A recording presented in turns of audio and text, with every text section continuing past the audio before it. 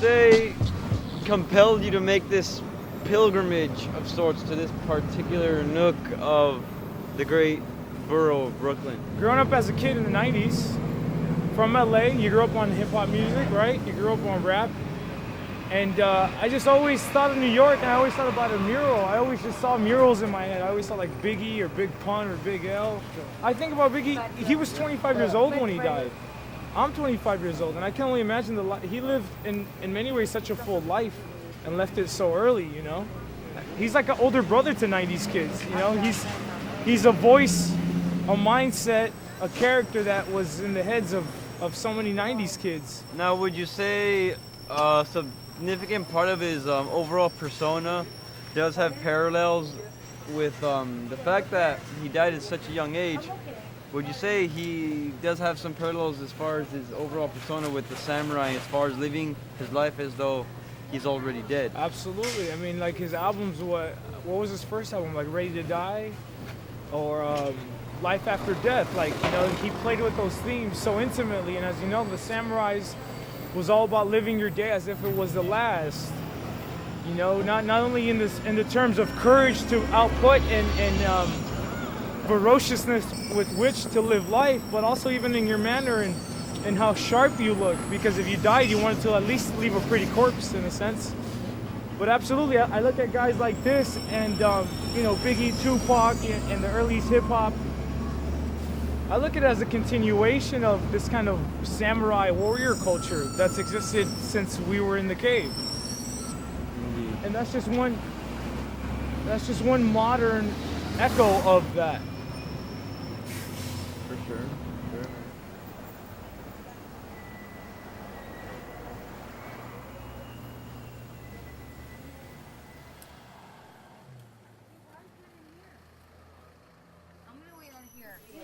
Who's Kierkegaard? What I was recommending was The Seducer's Diary. What's that about? Well, I only read about it and about him only through biographical work, and him as an existentialist saying it's more difficult to find meaning once you realize the absurdity of it all. Yeah, and he found the greatest pleasure you're gonna get, the best way to entertain yourself. Yeah, it's pretty much. That's definitely, I would say, like a lion. You can look deeper into that and see how that is so intriguing to do, because you're getting into another person's head, and you know, you can go really person's head. Yeah, you can go really deep into it, and that's like the best occupation you can have for yourself. There's definitely a book that honestly, I think the first time I heard of Kierkegaard was through Robert Greene, and he wrote The Art of Seduction. And it just kind of breaks it down into a science more or less of like how we just naturally seduce. And it's not just the opposite sex, we seduce our bosses, our coworkers, our friends, you know what I'm saying? Like, we just do it naturally. But as far as what Kierkegaard said, I'd be really interested in actually reading that about seducing women or you know, because again, that seems like just like a prevalent thing lions do. Yeah, but it won't be written out like a player's handbook, but obviously. Right, but essentially like it's within there. Yeah, I think that's the space for what Lionscave is to take people like Kierkegaard, take some of his thoughts, you know, understand them and translate them and make them relevant in a way and easily consumable for the layman to understand. Support that is in our culture where there's a bookstore in the philosophy section is only 3, 4, 3.5 sections of it. And if you look at history, dude, I mean, philosophy was the first science. Because of these questions, everything else was created. That is true. Science and astronomy and biology and inquisitiveness came from this. And this is so undervalued. Think of people like Biggie and Tupac who had a natural intelligence, just a natural raw intelligence, but weren't necessarily educated. There's a lot of intelligent people but aren't necessarily educated. There's a lot of educated people who have no fucking intelligence. Excuse my language.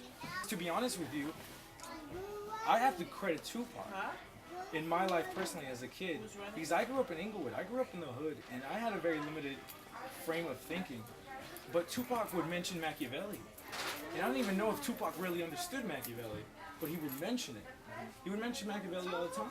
And I remember just reading about Machiavelli before Wikipedia. I read it in the Science Encyclopedia.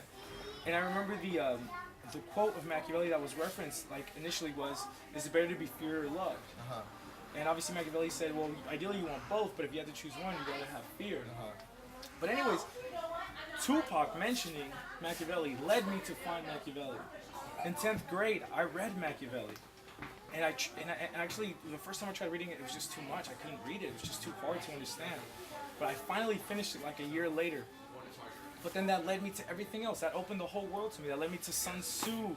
And that led me to Lao Tzu and Taoism and Zen and this Japanese samurai literature. And obviously the European versions of these things.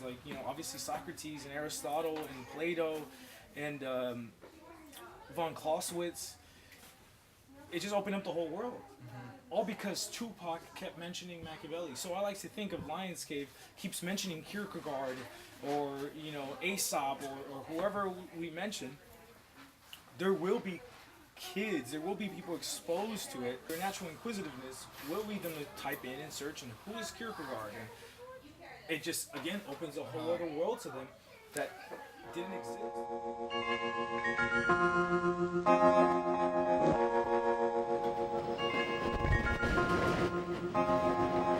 I made it like that. I bought it like that. I'm living like that. I made it like that. I bought it like that. I'm living like that.